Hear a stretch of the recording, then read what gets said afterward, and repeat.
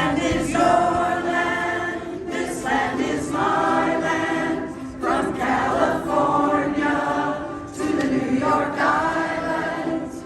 It isn't white's land, it isn't men's land. This land must work for everyone.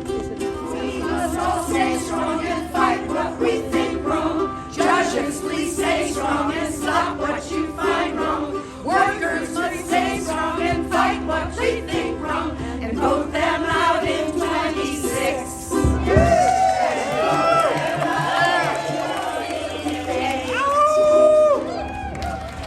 Grandmas for justice and joy. Let's hear it. Woo! When workers are respected, communities flourish. Here in Longmont, we believe in investing in people. That means good jobs, strong schools, affordable housing, economic fairness that reaches every family, not just a few. So today, let's march with pride. Let's celebrate the victories of the past and recommit ourselves to the work ahead. Let's remember that labor is not a relic, it's a movement. And it's alive and well right here in Longmont. Thank you for your work, your advocacy, and your determination. And thank you for your courage.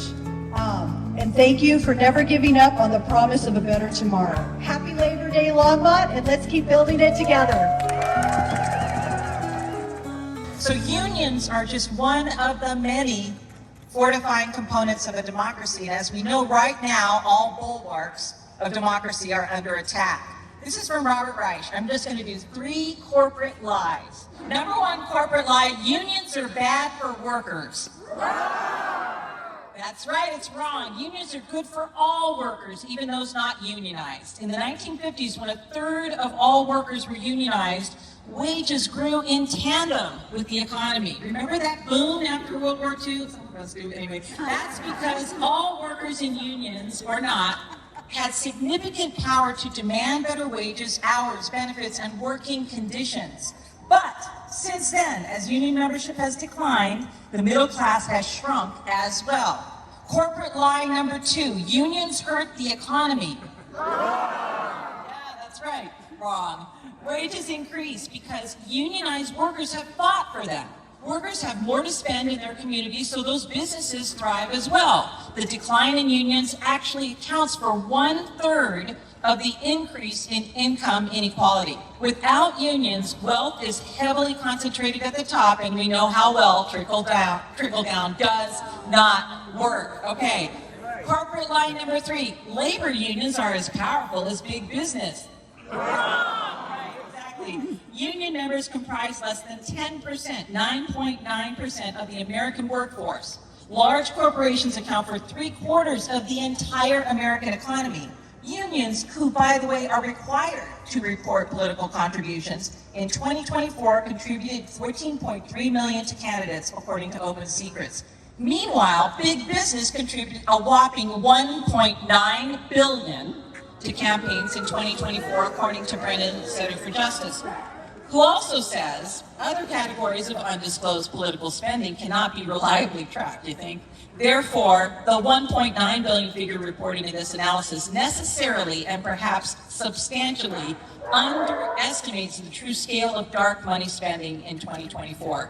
It was already at $1 billion in 2020. But simply put, when most economic gain is going to executives and shareholders, plus those companies are buying our representation in Congress, the last thing that's growing is the American economy. And so, with that 3rd corporate lie, I'm going to introduce Alejandra Beatty. She's from the Boulder Area Labor Council, and she's here to say a few words. So, I want you to say, thank you, unions, when I mention a few things. How many of you enjoy your weekends? Thank you, unions. Thank you. How many of you enjoy this holiday? Thank you, unions. How many of you enjoy the fact that as a child, you are not required to work in a factory? Thank you, unions. Okay, so we're all here because of work that unions did. We have good working standards because of lots of work the unions have done over the years. is what we should be working for, a 32-hour work week. We had all this great technology come in. It was supposed to make our jobs easier, but in case you haven't noticed, they'd like to replace us with robots. They would like those robots to dummy down our jobs, make our jobs cheaper, and have us babysit those robots when the robots get it wrong. Anybody here want to see more robots running things? No. Why did they not pass AI regulation bill, Sunshine Act? Why are they okay with robots deciding who to hire and fire? Robots deciding whether or not your resume gets approved? Robots deciding to discriminate against you? I need you to ask your legislators, not at the federal level, because they ain't gonna do diddly squat about AI. We already know what Trump thinks about it. He wants to sell us out to the tech companies and let them make lots of money off of us. No robots. No decisions are made without us knowing and without us being involved. No robots are going to take our jobs and give us all dumber jobs. We can put that into our union contracts. So the problem there is, if we don't have a lot of people in unions, how are we going to take back our democracy? How are we going to fight the oligarchs in a way that is safe and still helps us keep our jobs? We can't do that if I've only got a handful of you even in unions with protection from those contracts.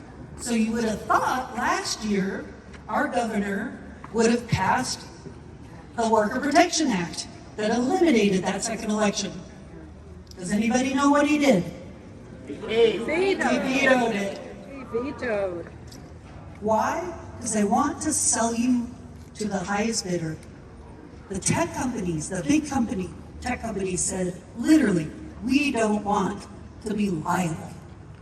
Google said they don't want to be liable if AI does something to you. I want you to think really hard what that means. So I want you to think about what might happen in Chicago and what's already happening in DC. They are going through an occupation. Now, in those towns, unions are strong. In LA, we have seen unions step up for their immigrant population. But they can do it safely, and they can do it because they're organized. They can get together and they can say, we will take back our city. The reason, again, that I want us to build unions is because we need to build that power. We need democracy back at our workplace. We need to work through that as quick as possible. Okay, so again, I'm just going to share with you, we got to build union power, but I want us to pay attention to what's going on locally, because we need good labor standards and we need those protections. We do not have them here in Colorado. And when they come for us, which they will, we don't have those protections, and we need them, and we need them now. So I implore everybody, please, if you've just thought, well, maybe I could build a union, please start figuring it out. Reach out to me. I will help you figure out how to do it. One thing about labor organizing is many times what they do is they pull us in and they backstab us by only talking about wages. Wages are important, but all my life I've been organizing for safety conditions, working conditions, and dignity. That's what the whole civil rights movement is about. The last time I saw Martin Luther King, he called me and told me to meet him at the airport in Washington. And I came up, and he came over from his entourage. He gave me $25 and a plane ticket to Atlanta. My name then was Arkansas. He said, give him hell, Arkansas. And that's been my mission for the last 60 years. Let me give you one song out of Selma. Well, I read in the paper, da-da-da-da-da-da, just the other day, da-da-da-da-da-da, that the freedom fighters, da-da-da-da-da-da, they're on their way, da-da-da-da-da-da, you know they're coming by bus, da-da-da-da-da-da, and an airplane too, da-da-da-da-da-da. and they'll even walk da-da-da-da-da-da if you ask them to da-da-da-da-da-da. Oh, Alice, you never can chill a song. Our current regime is trying to destroy the entire Constitution. Stand up for America and make it be right.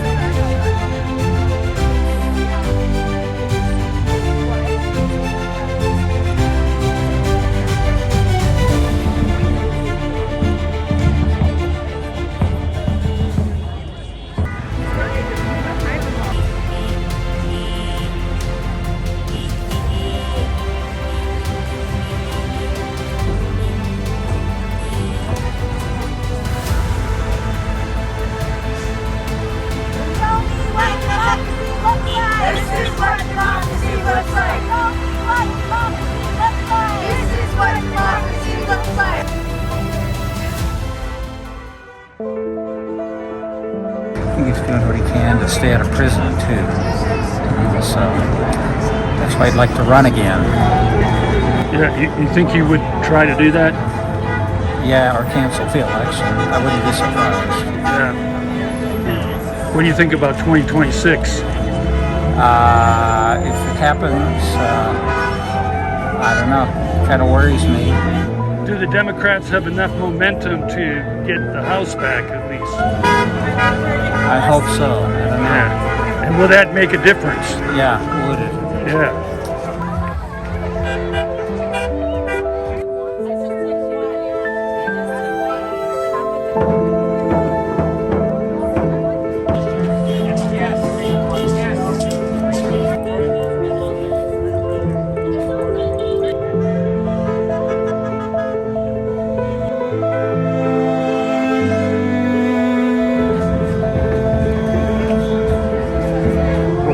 What is your main concern for being here? So many. It's turning into a dictatorship. It is. He's trying to do away with voting rights, and everybody in his cabinet is corrupt. Yeah. I think we should try him for treason, and then when he's found guilty, everybody in his cabinet has to go as well. They can't stay. Right. That's the best answer I can think of.